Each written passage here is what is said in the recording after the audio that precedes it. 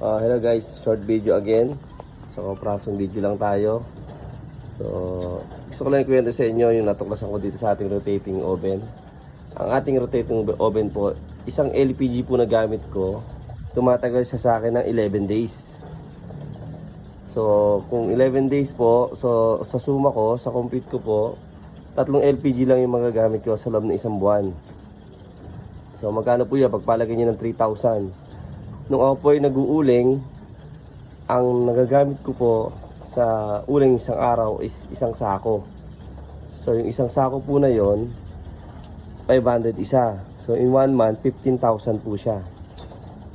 So ang natitipid ko po, simula nung gumamit ako ng rotating oven, ay 12,000. Kasi po nakaka 15,000 ako sa uling eh. Isang sako, isang araw.